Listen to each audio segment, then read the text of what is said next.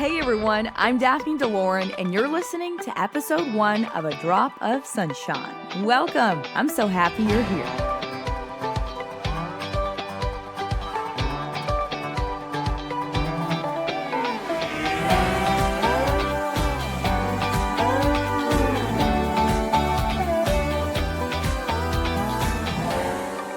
Purpose exists in everything and everyone.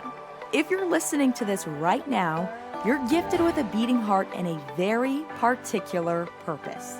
We were all created uniquely with gifts and talents no one else on this earth has, and one of the biggest tragedies is passing through this life without meaning or purpose. Most of us are influenced by family, friends, or other relationships on what we're supposed to do with our life or who we're supposed to be. This affects our careers, hobbies, and relationships. I don't have all the answers, but my mission is to help bring you truth and closer to your purpose, one drop at a time.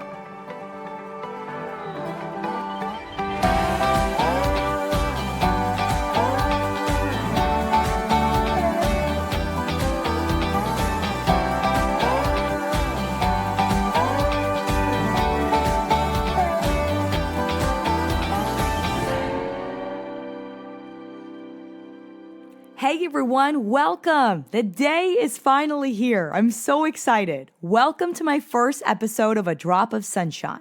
For those of you who don't know me, I'm the former weekday morning meteorologist for NBC in Nashville, Tennessee, as well as CBS in Saginaw, Michigan.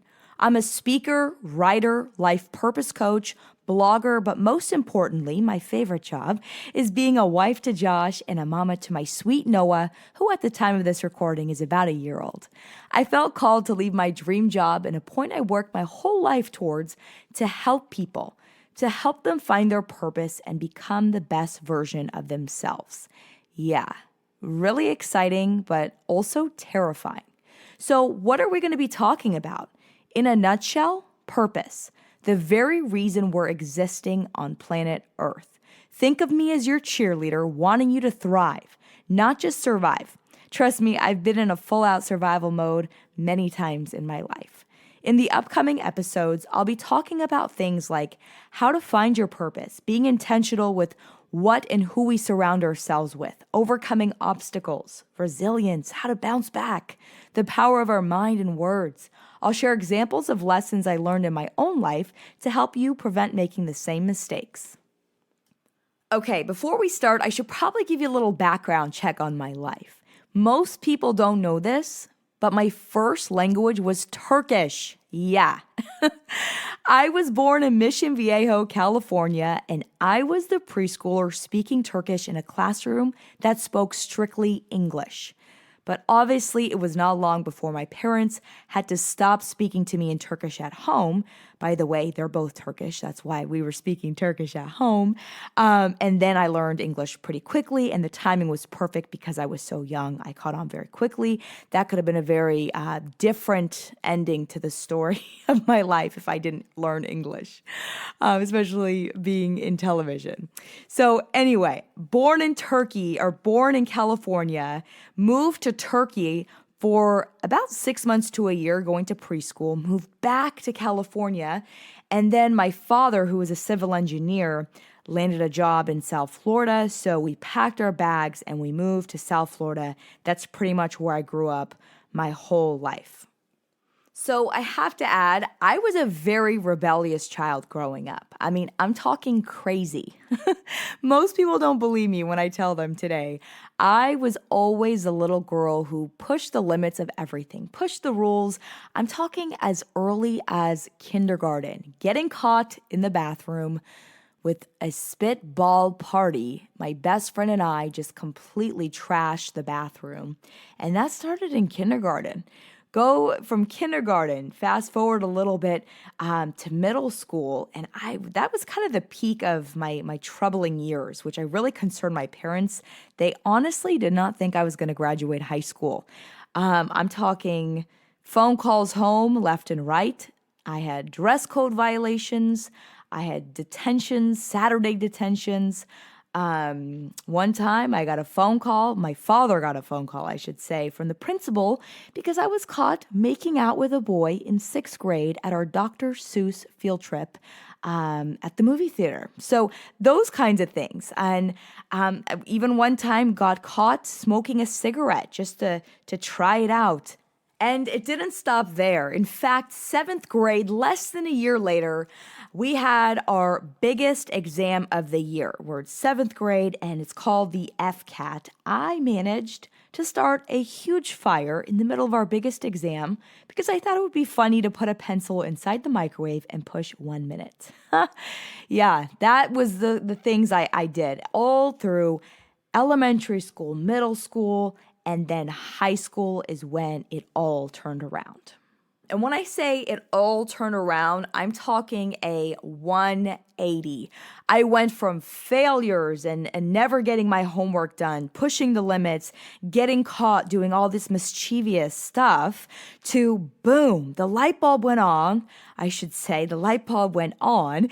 And I realized that I needed to get my act together, but a lot of this had to do with craving the approval of my father. Like my dad, there was nobody else in this world that had my attention more than my father. I craved his attention. I loved him more than anything, and all I wanted was my dad to be proud of me.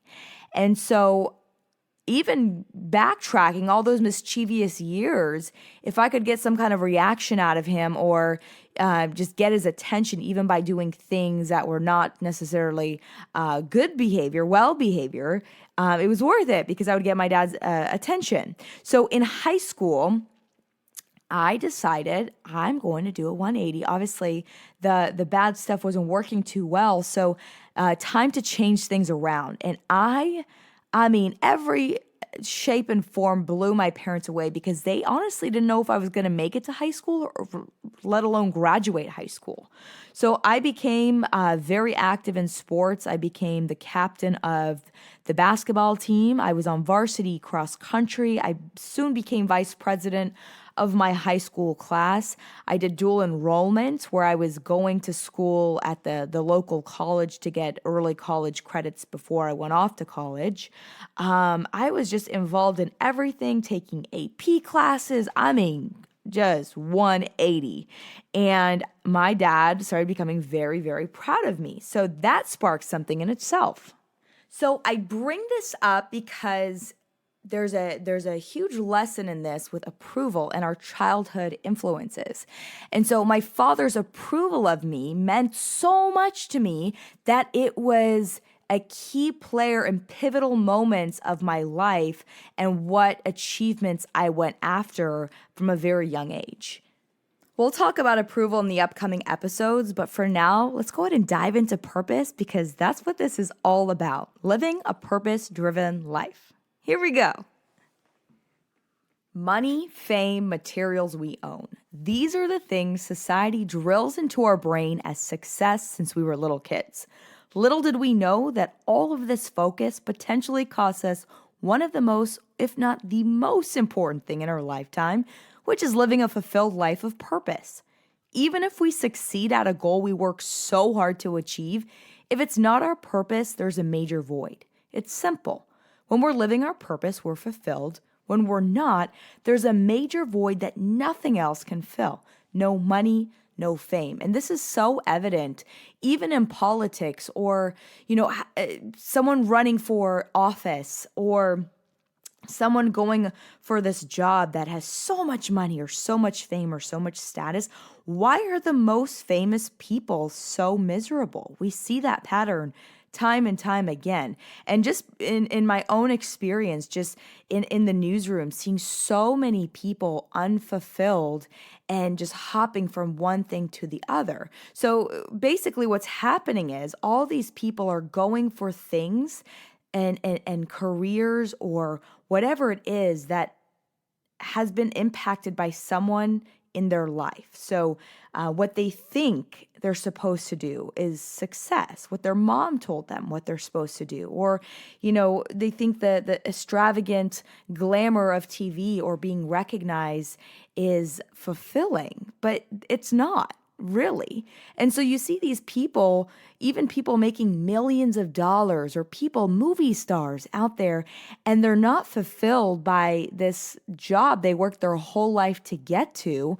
And then what do? They just hop to the next thing, trying to quench it, and then hop to the next thing, trying to quench it. But none of those things actually quench it. It's really taking a step back away from the hustle, away from all the noise, and just getting in their quiet place and figuring out what it is that is their purpose and very fulfilling. See, when we're not living in sync with who we were created to be, not only are we not fulfilled inside, but the world lacks. Our gifts and our purpose is actually for other people. It's not for ourselves. So if we're not careful and we give into thoughts of fear, listening to lies about who we are or who we're needing to prove ourselves to, it actually becomes a self-centered thing, and people who need to hear our message or need our gifts lack. Most of us, though, we're influenced by our families or what we're supposed to do or who we're supposed to be. And this affects basically our whole life in a nutshell. It affects our careers, our hobbies, and even our relationships. There's so many lies that come at us, including fear. I think fear is a lie. But there's this one big lie that really affects a lot of us sometimes, and it's a lie of our life not being significant to the world. And we see significant people and we say, oh, well, they were created to be significant. My life is not significant. But I believe every single life is equally significant in this world, and we are all created so uniquely and beautifully with gifts and talents nobody else has. The question is, it's not that your life is insignificant or not. It's definitely significant. But what are you created to do that nobody else in this entire world has ever done? Because there's no other person. You are the only person. There's no other copies of you out there. And so just to understand, your life is very significant. You do have a very powerful story that is meant to be shared. And it's so important to speak, believe, and even command your mind when these thoughts come, being able to capture these thoughts and dismissing them. Because that's the thing. When you go into the game already knowing the strategy, you know the thoughts of fear and lies are going to come at you. As soon as it does, friend, I got to tell you, you have to learn to dismiss it immediately, because that will prevent you from fulfilling a life of purpose and serving other people, which is really what it's all about. But before I let you go, I want you to do something, and I want you to say out loud. I want you to write this down. I want you to say it out loud. And I want you to really engrave it into your mind multiple times, because when you do something multiple times, it actually gets into your subconscious mind and it becomes part of your second nature, if you will. So I want you to say, I own my story and it is powerful. I have a story to share with the world. God created me with and for a significant purpose. I will fulfill the call of God on my life. My heart is filled with gratitude, because one thing I've learned is when you have gratitude in your life and you make that a pattern in your life, whatever it is you're going through, whether it's fear, if it's thoughts of defeat, or if you're just having a plain old crappy day, when you consciously start counting your blessings, even little things that may seem little to people, to some people, or big things to others. Like, for example, Josh and I were talking last night before we went to bed, and I said, honey, you're a father and I'm a mother, and that's something we've both wanted our whole lives. And sometimes we can naturally just become used to and accustomed to blessings in our life, and we want this thing so bad, and when it happens, we get this high, and then that high just kind of fades away, and we're on to the next thing, and oh, but this didn't happen, and we're all focused on what's going wrong, or whatever season it is. We tend to go towards the negative, but when you change those negatives and consciously turn them into positives and just start counting. Like, what are you thankful for? Something as little as, hey, I have legs and I can walk, or I'm healthy, which is a huge thing. Some people are not healthy and they know what it is to have an unhealthy lifestyle and what they would do, what they would give to be healthy, like maybe you are. And so, especially at the start of the day, when you start counting things in life that you are thankful for, that will ripple effect into the rest of your day.